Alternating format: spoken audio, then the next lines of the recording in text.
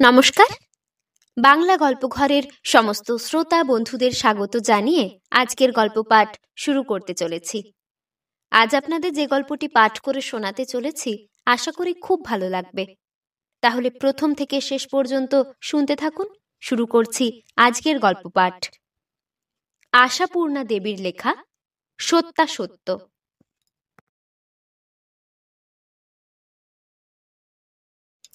রাধারানীকে রাজি করানো নিয়েই ভাবনা। সে নিঃসন্তান নির্ঝঞ্ঝাট মানুষ, ঝামেলা পোহাতে চাইলেই তো। তবু সাহসে ভর করে বলেই ফেলল বিভূতি কথাটা। রাত্রে খেতে বসে ছাড়া আর কখন বলবে। রাধারানী দুধটা বেশি গরম করে ফেলে তাড়াতাড়ি একটি থালায় ঢেলে জুড়িয়ে দিচ্ছিল। বিভূতির প্রস্তাব শুনে মুখ তুলে শুধু বললে, কি বললে? বাঁচা গেল, শুনতে পাইনি তাহলে রাধারানী। বিভূতি ভাবল আর কোনো কথা তুলে আগের কথাটা চাপা দিয়ে ফেলি, কিন্তু অমলের মুখখানা, দুখানা ঘর খুঁজে বেড়ানোর জন্যে তার পাগলামি, দূর ছাই, বলতেই বাকি। গম্ভীরভাবে বললে, বলছি আমাদের নিচের ঘর দুখানা তো পড়েই আছে, পড়ে থাকবে না তো কি ডানা মেলে উড়ে যাবে? কিন্তু বিভূতির এতই বা ভয় কেন? বাড়ি কি রাধারানীর? যা থাকে কপালে। বললে, ভাবছি ভাড়া দেব। ভাড়া দেবে? তা তো ভালো। কাবলিওয়ালা না দাড়িওয়ালা গুন্ডা? এই জন্যে রাধারানীর সঙ্গে কথা কইতে ভয় করে বিভূতির। প্রতিবাদ করুক না, তার কাটান আছে। তর্ক করুক, তার যুক্তি আছে। রাগ করুক, তারও উত্তরে আছে। কিন্তু এরকম ঠান্ডা বিদ্রুপের কি ছাই আছে? থাকলেও বিভূতির জানা নেই। যা জানা আছে সেটা ভয়, চাপা দিয়ে বিরক্তির ভান। তা সেই সুরেই বলে, গুন্ডা? গুন্ডার কথা ওঠে কেন? দি তো অফিসের একটি ছোকরাকে। ও, ব্যবস্থা হয়েই গেছে তাহলে? না, ঠিক হয়ে যায়নি। ছোকরাই দুঃখ করছিল অফিসে। দুখানা নিদেন একখানা ঘরও যদি পায়। কলকাতা শহর নাকি চষে ফেলেছে ঘরের জন্যে। এদিকে মুশকিল, এই সম্প্রতি মা গিয়েছেন মরে। কচি বউটা একলা দেশে পড়ে আছে, থাকেই বা কি করে? ওই তো মাত্র হপ্তায় একবার বাড়ি যায়। আবার শুনছি নাকি এই অবস্থায় একলা থাকা ভালো নয়। পাড়া গাঁয়ের গাছপালা, ঝোপ জঙ্গলের বাড়ি। এতক্ষণে রাধারানী কথা কয়, সন্দিগ্ধভাবে বলে, এ অবস্থা মানে? মানে আর কি, ছেলে পুলে হবে না, ওই কি বলছিল। তবে আর কি, তোমার বাড়িতে এনে তোলো। বিভূতির ভান করা বিরক্তিতে আর কুলোয় না। কুণ্ঠিতভাবে বলে, ছোকরার অস্থিরপনা দেখে সত্যি মানে কথা না দিয়ে থাকা গেল না। তবে ওই যতদিন না বাড়ি পাই। রাধারানীর দিক থেকে আর কোনো সাড়া পাওয়া যায় না। অথচ পরদিন অফিসে গেলেই অমন ছোকরা নিশ্চয়ই ধরে বসবে, কি দাদা, বৌদিকে রাজি করাতে পারলেন? দূর ছাই, বললেই হবে ঘর দুখানা বিভূতি আগে দেখেনি, ছাদ দিয়ে জল পড়ছে। কিন্তু দোতলার নিচে একতলার ঘরে কি জল পড়ে? পরদিন রাত্রে নিজেই হঠাৎ কথাটা পারল রাধারানী। তোমার ভাড়াটে কবে থেকে আসছে? বিভূতি উদাসভাবে বলে, আসছে আর কই, বারণ করে দিলাম তো। কেন বারণ করবার মানে? আমি বলেছি কিছু? যাতে তাতে আমার বদনাম বার করাই তোমার কাজ। কি বললে শুনি? ভাই, আমার তো খুবই ইচ্ছে ছিল আমার স্ত্রীটিকে রাজি করানো কঠিন, জাহাবাজ মেয়ে মানুষ। বিভূতি হঠাৎ হেসে ফেলে, হ্যাঁ বলেছি ওসব। তা তুমি পারো, নইলে বারণ করলে কি বলে? পোয়াতি বউটা একলা গাছপালা ছায়া দেখে আঁতকে মরুক, তা মরুক না, পাপের ভাগী তো রাধিবামনি, কি বলো? বিভূতি সহৎসাহে বলে, তবে আসতে বলে দিই নাকি? সে তো তুমি বলবেই, আমি বারণ করলে শুনছো কি না? হ্যাঁ। অতএব দিন কয়েক পরেই অমল দুটো ট্রাঙ্ক, একটা বালতি, দেড়খানা হ্যারিকেন, একটা বেডিং আর একটি বউ নিয়ে এসে হাজির হলো বিভূতির নিচের তলার ঘর দুখানা দখল করতে। দুখানা ঘর, একটু দালান আর টিনের ঘের দেওয়া সামান্য একটু রান্নার জায়গা। এই অমল আর অরুণার নতুন রাজ্যপাট।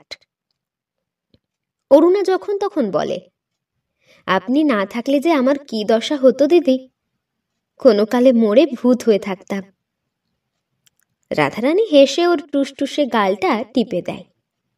ব্যাকরণ ভুল করিস না, বল মরে পেতনি হয়ে থাকতাম। তা যা বলেন, সত্যি এক একদিন এমন ভয় করতো, আর যা রাগ হতো আপনার দেওরের ওপর, উফ! অথচ ওরই বা দোষ কি বলুন? বাড়ি খুঁজতে তো আর কসুর করেনি। সত্যি আপনার দয়া না পেলে। আচ্ছা আচ্ছা, খুব পাকামি হয়েছে, এখন আয় দিকিনি, চুলটা বেঁধে দি, মাথা করে রেখেছে দেখো না। প্রকাণ্ড চুল অরুণার, সত্যি ছেলে মানুষের পক্ষে সামলানো দায়। এই চুলের কাঁড়ি নিয়ে নেড়ে চেড়ে মনের মতো করে খোঁপা বেঁধে দিতে ভারী সুন্দর লাগে রাধারানীর। দীর্ঘ অবসরের কিছুটা শূন্যতা যেন ভরে। মাথা সমান প্রকাণ্ড খোঁপাটি বেঁধে দিয়ে কাঁটা বিঁধতে বিঁধতে রাধারানী মুচকে হেসে বলে, পদ্ম ফুলে ভোমরা ভোলে, খোঁপাই ভোলে বর। আজ আর অমল ঠাকুরপো রক্ষে নেই, এসেই মূর্ছা। যা, বলে উঠে পালাই অরুণা। বেশ লাগে রাধারানীর এই মিষ্ট লজ্জাটুকু। বিভূতি মাঝে মাঝে অবাক হয়ে যায়। ভেবেছিল রাধারানীর বাক্যের চোটে দুদিনেই অমলকে পাততাড়ি গুটাতে হবে। কিন্তু এ আবার কি উল্টো ব্যাপার! রাধারানীর স্বভাবটাই যে বদলে যেতে বসেছে। বিভূতির সঙ্গেও আজকাল সোজা ভাষায় কথা কয়, সব সময়ই বেশ হাসি খুশি ভাব। মেয়েদের বোঝা ভার। রাধারানীর গড়ে দেওয়া ছোট্ট উনুনটিতে রান্না চাপিয়ে ব্যস্ত হাতে এটা সেটা কাজ করতে করতে অরুণা গলায় সুর সামান্য খাটো করে ডাকে, দিদি, আপনার দেওর কি বলছে শুনুন। রাধারানী খুন্তি নাড়া স্থগিত রেখে হেসে বলে, কি বলছে? বলছে আপনার রান্নাঘরের গন্ধ নাকি ওর মন উতলা করে তুলেছে। হরে কেষ্ট, আমি তো রাঁধছি এখন নিম বেগুন। অমন ওদিক থেকে মহা উৎসাহে বলে, ওই ওই তো আমরা পাড়া গাঁয়ের ছেলে, ওসব বিশুদ্ধ স্বদেশী রান্নার গন্ধে আকুল হয়ে উঠি। আর আপনার আধুনিকা জাতি কি বলে জানেন বৌদি? নিম বেগুন আবার মানুষে খায়? রাধারানী হাসতে হাসতে একটা রেকাবিতে খানিকটা নিম বেগুন ভাজা আর ঝালের মাছ এনে অমলের জন্য পাতা আসনের সামনে নামিয়ে রেখে বলে, তাহলে এই পৌরাণিকার হাতেই নিমই খাও। আর ওটা কি, ইলিশের ঝাল? সর্ষে বাটা দিয়েছেন তো? আর চোখে একবার অরুণার দিকে তাকিয়ে গম্ভীর গলায় বলে, আমার ভাত কটা এবেলা দিয়ে দেওয়া হোক, নইলে ও ইলিশ মাছ, বুঝলেন বৌদি, আপনি পিছন ফিরলেই একদম হাওয়া। একে ইলিশ, তার সর্ষে বাটা, আহ, ও আর দেখতে হবে না। হ্যাঁ, সব জিনিস অমনি তোমার হাওয়া হয়ে উড়ে যায় না দিদি? দেখেছেন তো বদনাম দেওয়া? দেখেছি তো, দেখছিও তো। রাধারানী হাসে। দিন রাত পিঠো পিঠির মতো ঝগড়া করিস কেন বলতো তোরা দুজনে? বিয়ের সময় বুঝি কুষ্টি মেলানো হয়নি? অমল চক্ষু বিস্ফারিত করে বলে, হয়নি আবার? ও বাবা, তাহলে শুনুন বৌদি, বিয়ের আগে দুই বরকনের কুষ্টি নিয়ে গার্জেনদের কি দুশ্চিন্তা। ওর রাক্ষসগণ আমার রাক্ষসগণ, ওর কর্কট রাশি আমার বৃশ্চিক রাশি, ওর ক্ষত্রিয় বর্গ আমার। ওদিকে বঁটি কাত করে রেখে অরুণা হেসে কুটি কুটি হয়। এত মিথ্যে কথাও বানাতে পারে! উফ, সব বাজে কথা দিদি। মা বাপ মরা মেয়ে আমি, কুষ্টিই ছিল না আমার। হতে পারে, কিন্তু রাক্ষসগণ আর কর্কট রাশি ছাড়া ওর আর কিছু হওয়া সম্ভব বলুন তো বৌদি? হুম? দুপুরবেলা অরুণার সামনের পাথর বাটিটা নামিয়ে দিয়ে রাধারানী সস্নেহে অরুণার ঈষৎ পাণ্ডুর মুখের দিকে চেয়ে কোমলভাবে বলে, এই আচারটুকু খা দেখিনি অরুণা, অরুচির মুখে ভালো লাগবে এখন। ও বেলা তো ভাত কটা মেখে খেতে পারিসনি। অরুণা সহৎসাহে পাথর বাটিটা তুলে নিয়ে চেখে চেখে খায় আর বলে, আর জন্মে তুমি আমার সত্যিই দিদি ছিলে, নইলে মনের কথাটি কি করে টের পাও? ঠিক এক্ষুনি মুখটা এমনই করছিল জানো। রাধারানী হেসে বলে, পাতানো সম্পর্ক কি মিথ্যে? অমল ঠাকুরপোর সঙ্গেও তো তোর পাতানো সম্পর্ক, তাহলে? বাবা, দিদির এত কোথাও জগায়? সত্যি দিদি, আমার নিজের মার পেটের বোনই তো রয়েছে এই কলকাতায়, শ্যামবাজারে বুঝি। তা মরে গেলে কি খোঁজ নেয়? দিদির কথাই বলছি, সেই যেদিন জামাইবাবু এসেছিলেন। তা দিদিকে একদিন আনতে বললি না কেন? তা বলিনি আবার? ওদের হচ্ছে বনেদি চাল, বাসের ট্রামে চড়তে দেন না, এদিকে গাড়ি ভাড়াও সাংঘাতিক, দিতে নারাজ। অমন বনেদি চালের কাঁথাই আগুন। হ্যাঁ, রাধারানী বিরক্ত ভাবে বলে, এক একটা বাড়িতে ওই বাতি কাটছে। আরে বাবু, গাড়ি জুড়ি থাকলে তবেই বনেদি চাল মানায়, নইলে মরো মেয়ে মানুষের দম আটকে জীবনান্তে একবার আত্মীয় স্বজনের মুখ দেখতে পাবে না। এই নিবি আর একটু? বেশি দিতে ভয় করে বাবা, অম্বল টম্বল না হয়। স্নেহ করবার, আদর করবার একটা সুযোগ পেয়ে রাধারানী যেন বেঁচেছে। শুধুই কি স্নেহ পরিতৃপ্তি? আত্মপরিতৃপ্তি কি কিছু নেই? নিজে সে বন্ধা, তবু আসন্ন মাতৃত্বের কোনো রহস্যই তার অজ্ঞাত নয়। এটুকু জানানোর মধ্যে কিছু সুখ আছে বই কি। তাই উঠতে বসতে খেতে শুতে অরুণাকে সাবধান করতে থাকে, উপদেশেরও অন্ত নেই। অমল বলে, হয়েছে হয়েছে, বৌদি জাটি কি যেন এক রাজ্যপদ পেয়েছে। আমি বলি, এই ব্যাটা কি একেবারেই গৌণ? রাজ্য প্রতিষ্ঠার মূলে কি এই হতভাগ্যের কোনো পার্টি ছিল না? অরুণা আরক্ত মুখে চাপা গলায় অসভ্য বলে উঠে যায়। কিন্তু অমল ওই রকমই, তার হাসি ঠাট্টার চোটে অস্থির হতে হয়, তবু ভারী ভালো লাগে। ও যে রাধারানী সত্যিই কেউ নয়, এ কথা এখন নিজেই আর বিশ্বাস করতে পারে না রাধারানী। তার ছিল না ছোট ভাই, না আছে দেওর, ছেলেপুলেও হয়নি। সূক্ষ্ম বুদ্ধিহীন ভালো মানুষ স্বামীটিকে নিয়ে একলা সংসার করতে করতে অনুভূতির ধারাগুলো হয়ে গিয়েছিল ভোঁতা। প্রকৃতিতে এসে গিয়েছিল কঠোর রুক্ষতা। এতদিনে শুকনো গাছে যেন জল পড়েছে। বিভূতি সূক্ষ্ম বুদ্ধিহীন, তবু এ পরিবর্তন তারও চোখ এড়ায় না। রাধারানীকে যে এখন সর্বদা ভয় করে চলতে হয় না, এটা কি আর চোখে এড়িয়ে যাবার জিনিস? সেও ঠাট্টা করবার চেষ্টা করে, বলে, ব্যাপার কি বলো তো? তোমার যে আবার নবযৌবন ফিরে এলো দেখছি। বলি, আপ টু ডেট দেওরটির প্রেমে পড়ে যাওনি তো? রাধারানী দম্বার মেয়ে নয়, সঙ্গে সঙ্গে বলে, আশ্চর্য কি, পড়তে কতক্ষণ, বরং না পড়াই আশ্চর্য। গুণ কত তার হিসেব রাখো? তুমি পারো হপ্তায় হপ্তায় বায়োস্কোপ দেখাতে, বাজারে যা নেই তা জোগাড় করতে, ব্ল্যাক মার্কেটে চিনি এনে দিতে, 11 হাত মিলের শাড়ি খুঁজে বার করতে পারবে? থাক থাক, আর শুনিও না। ওর কিছুই আমি পারি না, স্বীকার করছি। কিন্তু একটা জিনিস যা অমল পারেনি, তা আমি পারি। কি? এই বাড়ি জোগাড় করতে। সে যায় আমি দিলাম তাই। এখন 4টি মানুষের সংসার চক্র আবর্তিত হচ্ছে এই একটি ভাবী মানুষকে কেন্দ্র করে। রান্নাবান্না করতে কষ্ট হয় বলে অরুণাকে রাধারানী ছুটি দিয়েছে। অমলের টিনের ঘরের মধ্যে হাঁড়ি কুড়িয়ে নিষ্কর্মা, রাধারানীর রান্নাঘরের ঘটা। বিভূতির লক্ষ্য কম, তবু একদিন বলে, আচ্ছা, এভাবে যে চালাচ্ছ, হিসেবপত্র কিরকম হচ্ছে? রাধারানী বিরক্ত হয়ে বলে, সে তুমি কোষোগে বসে। আমিও তো হিসেব নিকেশের ধার ধারি না। আপনার লোকের সঙ্গে আবার হিসাব? মাসি পিসির পেট থেকে না পড়লে সে আর আপনার হয় না, তাই না? আসল কথা, অমলের দেওয়া টাকাটা সে জমাচ্ছে অরুণাকে সাধের সময় চুরি গড়িয়ে দেবে বলে। চুরিতে অরুণার আপত্তি নেই, কিন্তু পরের কাছে এতটা নিতে সে প্রস্তুত নয়। ঘরের ভিতর অমলের ওপর তন্নি করে, বলে ও আবার কি, উনি দিচ্ছেন বলেই নিতে হবে? নিজেদের একটা মান সম্ভ্রম নেই?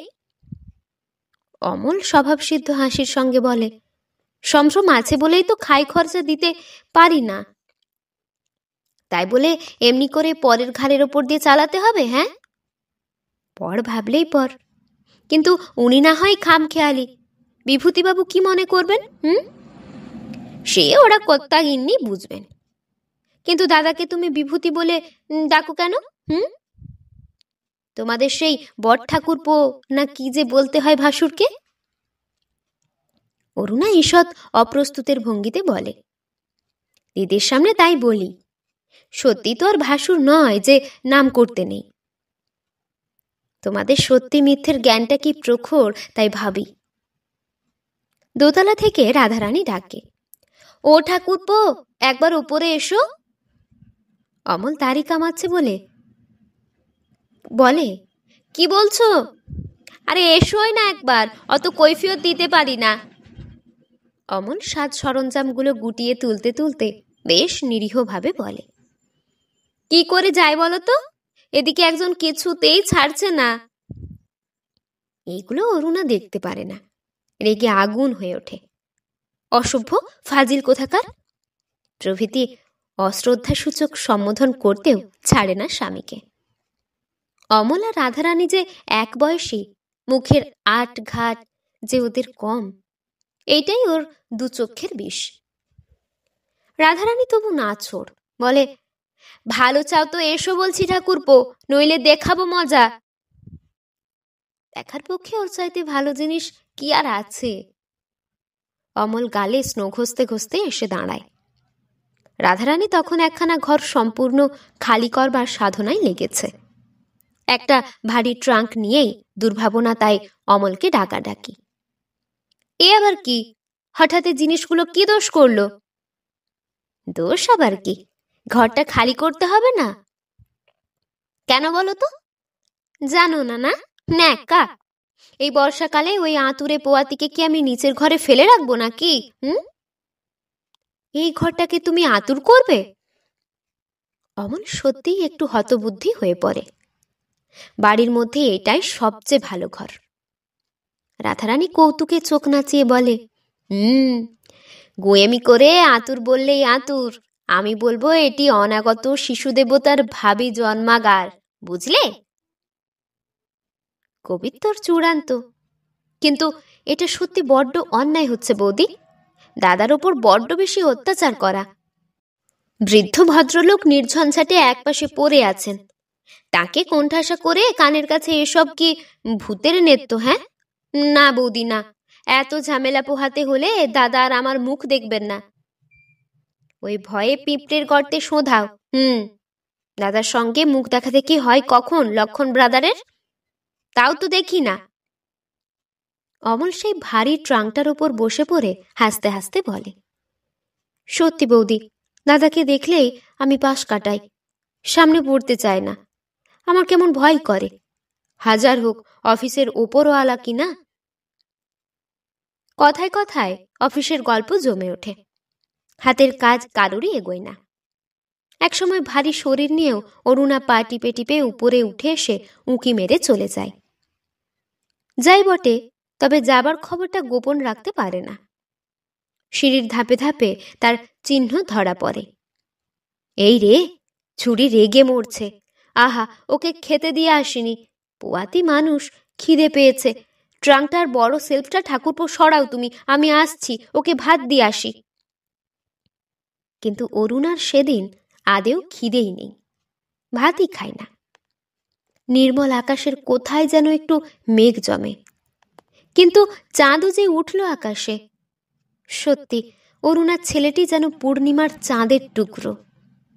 এত সুখ রাখবে কোথায় রাধারানী? এত রূপ দেখাবে কাকে? বিভূতি বলে, খবরদার বলছি, অমনি হাতে মানিক দেখতে পাবে না, গিনি বার করো। জ্যাঠা হওয়া অমনি নয়। ঠাকুরপো, তোমার একখানা গিনিতে চলবে না, গিনির মালা চাই। বিভূতি রাধারানীর এরকম বেয়াড়া আবদারে মনে মনে একটু অসন্তুষ্টই হয়।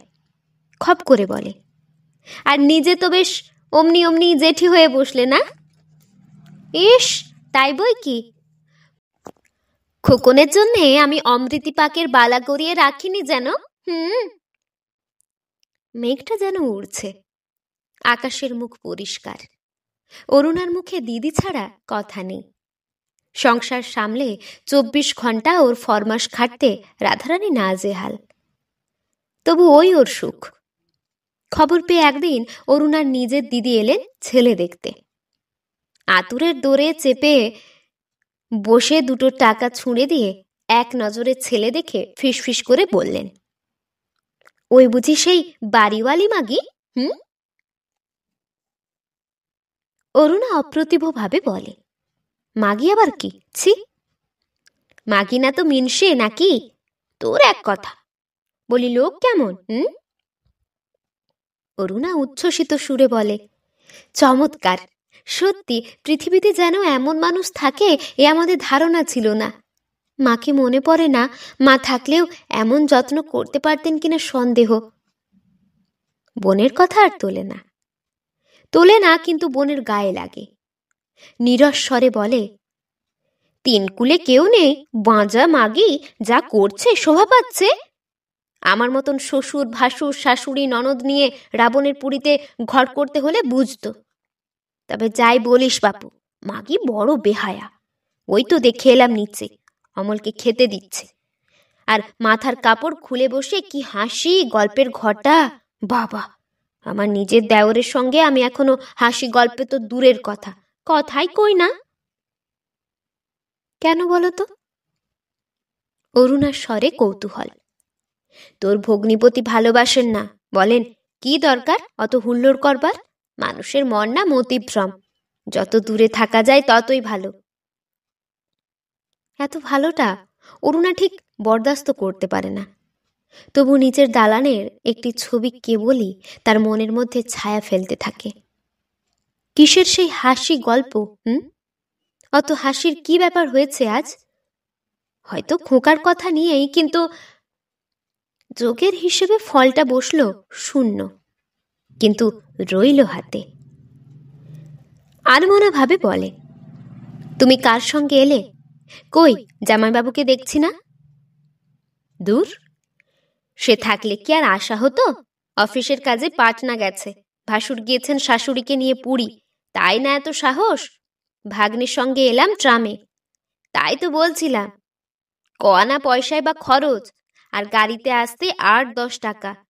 মনে করছি যে 2 মাস ওরা না আসে, আসবো মাঝে মাঝে, চোখের আড়ালে থাকলেই পর, নইলে এখন পাতানো দিদি হলো মস্ত আপনার। তা তিনি কথা রাখেন, মাঝে মাঝে আসতেও থাকেন। এর মধ্যে একটা যা ঘটনা ঘটল তা অপ্রত্যাশিত। বিকেলবেলা অরুণা বাদলা হাওয়ায় নিচে না নেমে ছেলে নিয়ে ওপরের ঘরে বসে আছে। রাধারানী রান্নায় ব্যস্ত। অরুণা এখনো ছুটিতে আছে। হাঁড়ি আর আলাদা হয়নি। অমল এক গঙ্গা ভিজে এসে চিৎকার করতে করতে ঢোকে, বৌদি, বৌদি, সাংঘাতিক সুখবর। তার মানে ভিজে রসগোল্লা হয়েছে, এই তো?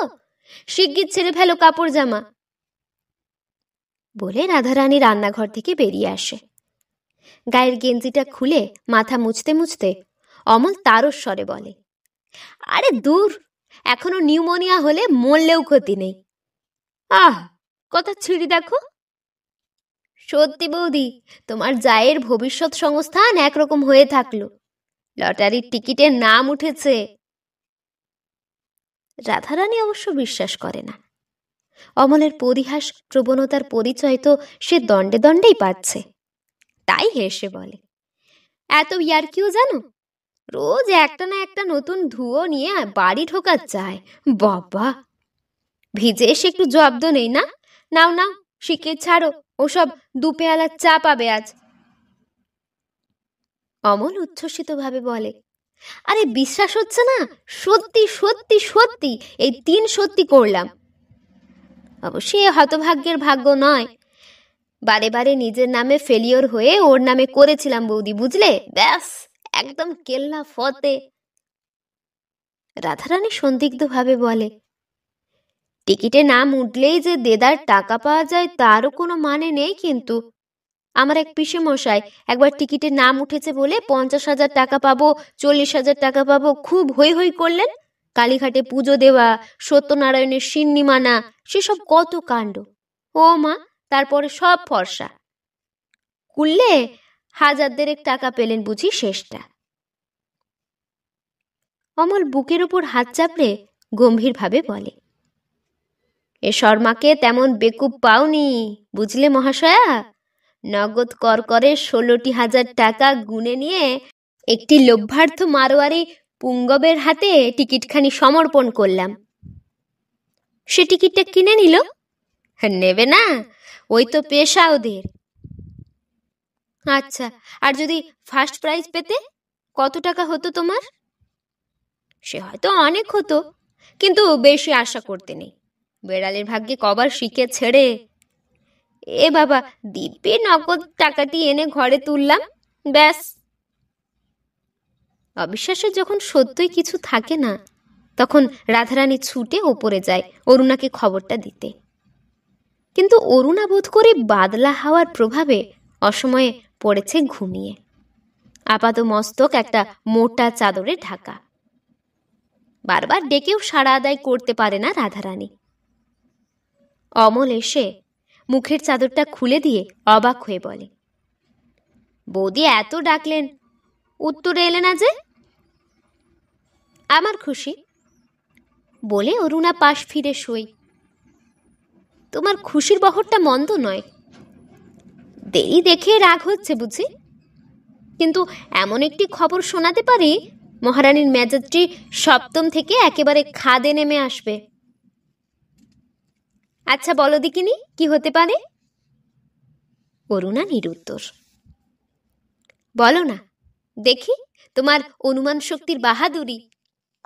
সে একেবারে আশাতীত, কল্পনাতীত, স্বপ্নাতীত বললেও চলে।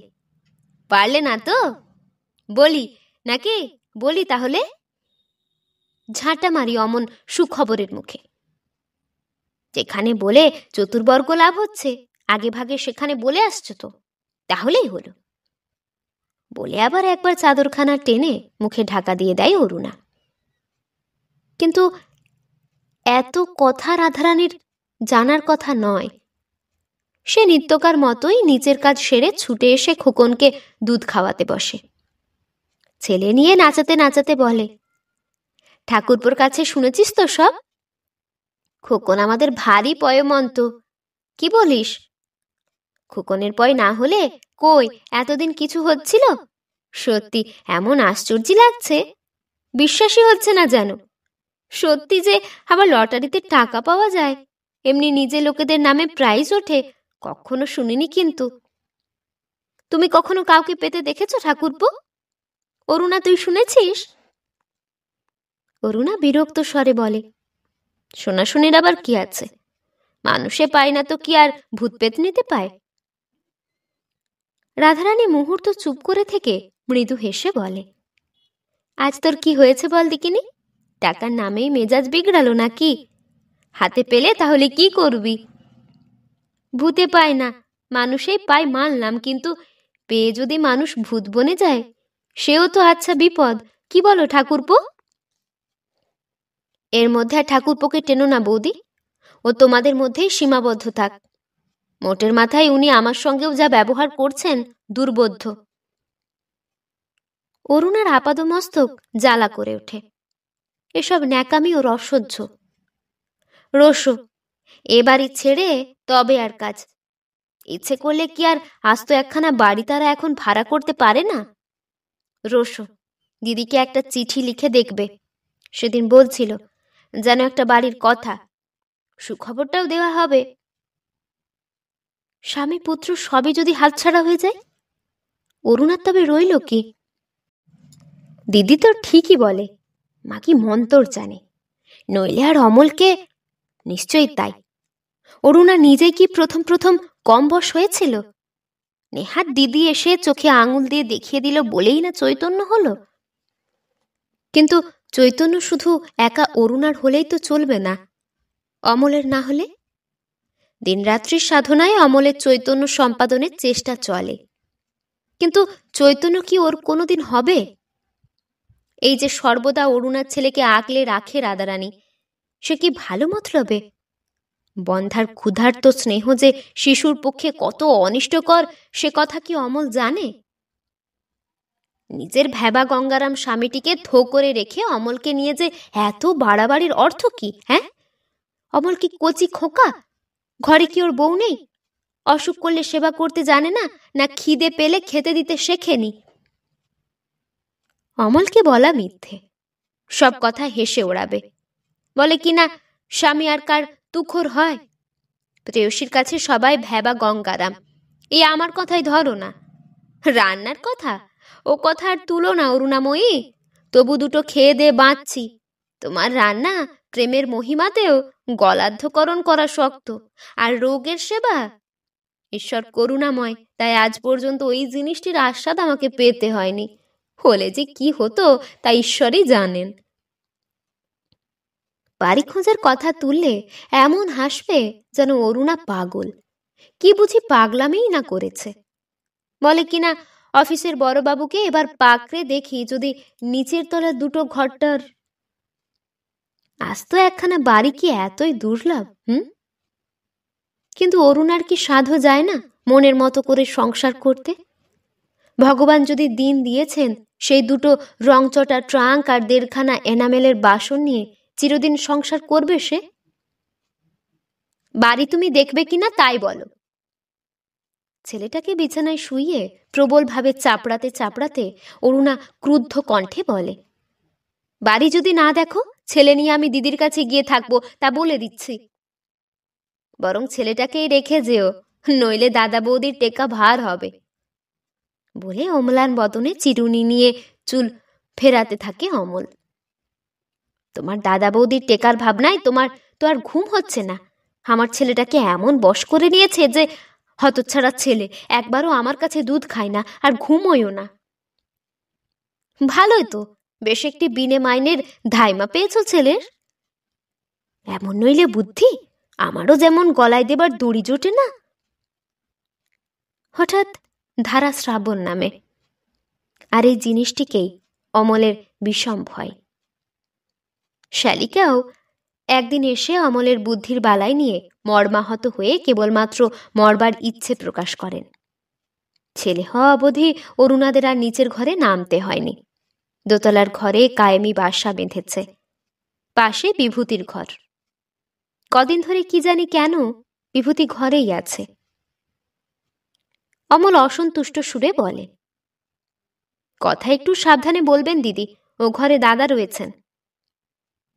মুখের একটি বিশেষ ভঙ্গি করে অরুণা দিদি বলেন, তোমার দাদার ভয়ে তুমি পিঁপড়ের গর্তে লুকাও গে ভাই, আমি কারোর কেয়ার করি না। তবে এও বলি, অরুণাকে তারা ন্যায্য পাওনা থেকে বঞ্চিত করা হচ্ছে না তোমার? ভগবান যখন দিন দিয়েছেন ওকে, ও কেন পরের একতারে পাঁচতলানিতে লোকের মুখঝামটা খেয়ে পড়ে থাকবে? মুখঝামটা আবার কে দিল? কেন এবারের খোদ গিন্নি? ওর ছেলের যত্নও তো বুঝবে না, বুঝবে পাড়ার লোকে।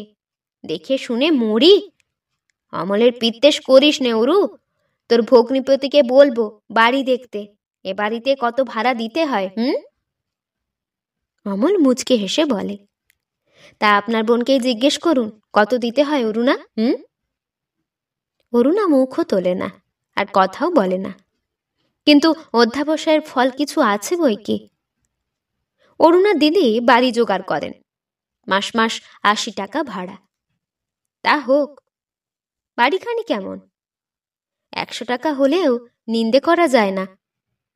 আসবাবপত্র সাজিয়ে গুছিয়ে সংসার কেমন করতে হয় একবার দেখিয়ে দেবেন তিনি। অরুণা শুধু টাকাটা ফেলে খালাস। অরুণা আজকাল প্রায় ছেলের কাজগুলো নিজের হাতে এনে ফেলেছে। আজও ছেলেকে তেল মাখাচ্ছিল। অমল গম্ভীরভাবে এসে বলে, তোমার দিদি তো আচ্ছা ফ্যাসাদ বাঁধিয়েছেন দেখি, কেউ কি সর্দারি করতে ডাকে? যার দরদ থাকে তাকে ডাকতে হয় না। কেন কি তোমার পাকা ধানে মই দিয়েছেন তিনি? সে তুমি বুঝবে না, কিন্তু দাদাকে ছেড়ে যাওয়া এখন সম্ভব নয়, সে তো জানো। জানি বই কি। অরুণা জ্বলে ওঠে। উনি বুড়ো বয়সে সাহেবের সঙ্গে ঝগড়া করে চাকরি খুইয়ে বসে আছেন। এখন তুমিও সংসার পোষো, আর কি। সেই জন্যেই আরো যাওয়া দরকার। আমার ওই টাকা কটা দিয়ে আমি ভূত ভোজন করতে পারবো না। অনেক নতুন নতুন কথা শিখেছ তো, বলে অমল চলে যায়। কিন্তু অরুণার মতলবে বাধা দেবার চেষ্টা আর করে না। একসঙ্গে দরজায় অরুণার ভগ্নিপতি ও ঠেলা গাড়ির আবির্ভাব দেখে রাধারানী বিস্মিত হয়ে প্রশ্ন করে, গাড়িতে কি হবে রে অরুণা? দেখতেই তো পাচ্ছেন, বাড়ি উঠছি, বলে অরুণা একটি ঝুড়ির ভিতর বাসনপত্র চাপাতে থাকে। বাড়ি উঠছিস? রাধারানী মিনিট খানিক স্তব্ধ থেকে ধীরে ধীরে প্রশ্ন করে, আগে তো কিছু বলিসনি। আমার বলার অপেক্ষা কি, আর একজন তো 24 ঘন্টায় সব খবর দিচ্ছেন। নতুন বাড়িতে অরুণার দিদি সব গোছগাছ করেছিলেন। ব্যস্তভাবে অভ্যর্থনা করেন, আয় অরু, এসো খোকন বাবু। কিন্তু অমল কই? অফিসে গেছে। আজকের দিনেও অফিস? অফিস এবং অফিসের বাবু সম্বন্ধে অনেক বাক্যবান প্রয়োগ করে দিদি বলেন, অফিস ফেরত এখানেই আসতে বলে দিয়েছিস তো, নাকি ভুলে? অত ভুল আর হবে না। কি চমৎকার বাড়িখানি ভাই। এই তো তোর ভগ্নিপতির একজোড়া জুতো ক্ষয়ে গেল। হ্যাঁ রে, আসবার সময় ওরা কি বললে টললে? সে আবার আচ্ছা জ্বালা। তোমার বোনাইটি যে আবার কিছুই বলেনি, তা আবার কেমন করে জানবো? কটা তো শুনে অবাক। শেষে ছেলেটাকে কোলে নিয়ে কি কান্না, এমন অস্বস্তি হচ্ছিল। আর গিন্নি, তার কথা আর বলো না। খোকনকে একবার কোলে নেওয়াই নেই, চোখে এক ফোঁটা জল নেই, কাঠ।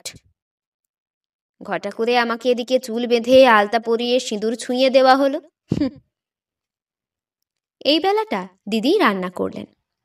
অরুণা সন্ধেবেলা গা ধুয়ে একখানা ছাপা ছিটের শাড়ি পরে ছেলে কোলে নিয়ে বাইরের বারান্দায় বসল। পথ চলতি লোকের মাঝখান থেকে কখন আবির্ভাব হবে তার প্রিয় পরিচিত মানুষটির। রাধারানীর আওতা থেকে দূরে এসে নিঃশ্বাস ফেলে বেঁচেছে সে। স্বামীকে সম্পূর্ণ করে পাবে এতদিনে। কিন্তু আসবে তো? ইস, আসবে না বই কি। এই এত যে ঝগড়া, কই অরুণাকে ছেড়ে একটা রাতও।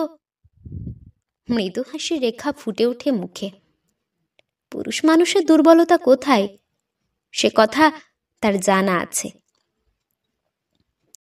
কিন্তু কই অমল? ঘড়ির কাঁটা যে যত ইচ্ছে সরে যাচ্ছে। ছেলে ঘুমিয়ে পড়েছিল।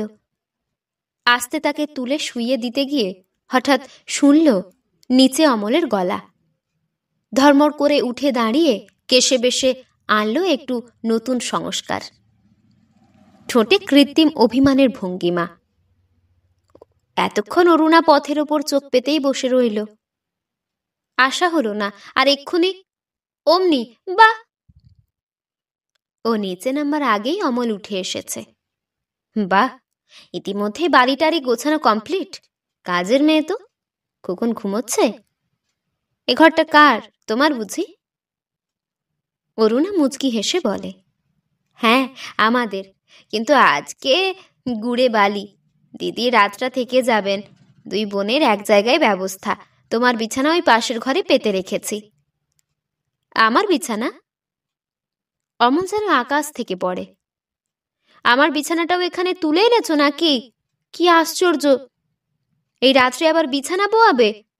আমার কাপড় জামাগুলো এনে বসে থাকোনি তো? এনেছো? কি সর্বনাশ! তাহলে তো দেখছি নিজের ঘাড়ে কুলোবে না, গাড়ি রাখতে হবে। এত কাজ বাড়াতেও পারো, আহ, তুমি তাহলে বাড়িতে থাকবে না? আমি? পাগল হয়েছ? 70 টাকার কেরানি 80 টাকার বাড়িতে বাস করলে গায়ে ধুলো দেবে যে লোকে। দাও দাও আমার বিছানাটার ট্রাঙ্কটা ঠিক করে। এই যে দিদি, আপনি রইলেন তো, সাবধানে থাকবেন। আবার কোথায় চললে এখন? একেই তো রাত দুপুর করলে, খাবে এসো। খাবো? খাবো কি বলুন? কবার খাবো? বাড়ি গিয়ে খেয়ে তবে তো আসছি। এতক্ষণ শুনছিলেন আশাপূর্ণা দেবীর লেখা সত্যাসত্য গল্পটি। এই গল্পটি আপনাদের কেমন লাগলো তা আমাকে অবশ্যই কমেন্টের মাধ্যমে জানিয়ে দেবেন। যদি ভালো লাগে তাহলে লাইক এবং সাবস্ক্রাইব করে আমাদের পাশে অবশ্যই থাকবেন। আবার দেখা হবে পরের কোনো একটি গল্প নিয়ে। ততক্ষণ আপনারা ভালো থাকবেন, সুস্থ থাকবেন, সাবধানে থাকবেন। নমস্কার।